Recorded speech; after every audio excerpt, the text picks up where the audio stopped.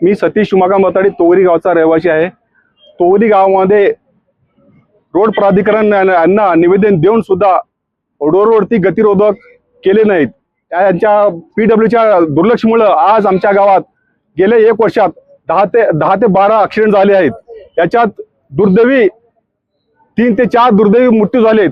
त्याची जिम्मेदारी आहे पीडब्ल्यू डिपार्टमेंट, रोड प्राधिकरण यांच्याकडे दुर्लक्ष असल्यामुळे आज आमच्या गावचा फार ॲक्सिडेंट होत आहेत। तर याच्याकडे शासनाने आम्हाला गावच्या लोकांना डिवायडरच्या आपलं काय गतिरोधक करून द्यावेत ही आमची मागणी आहे गावच्या लोकांची।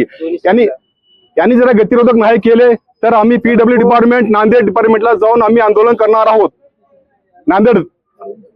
तर याची दक्षता घ्यावी आपल्या पीडब्ल्यू डिपार्टमेंटने, हेच आपली मागणी आहे। गतिरोधक जल्दी करावं म्हणून ही आपली मागणी आहे।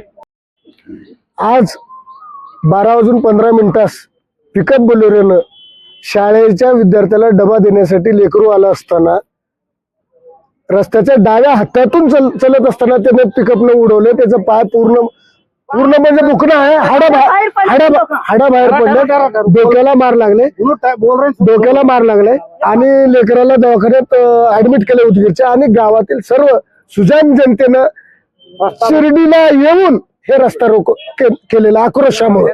आणि आम्ही मागे पण आंदोलन केलं होतं की या इथं पत्रकार साहेब तुम्हालाही माहिती आहे की इथं जिल्हा परिषद शाळा आहे, त्या शाळेसाठी स्पीड ब्रेकर पाहिजे आम्हाला। आम्ही विनंती करून सांगितलं होतं की बालवाडी पासून त्या 7वी पर्यंतच्या लेकरांना इथं रस्ता क्रॉस करून ओलांडून शाळेत यावं लागते। त्यासाठी आम्ही विनंती करून सांगितलं होतं की याकडे लक्ष द्या।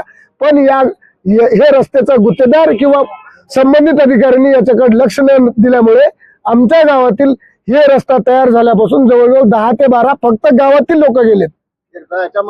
आणि आता कालचा त्याच पोझिशनला लातूरला ऍडमिट आहे। साईड घरच्या शेजारी बसलं असताना तिथं जाऊन उडवले।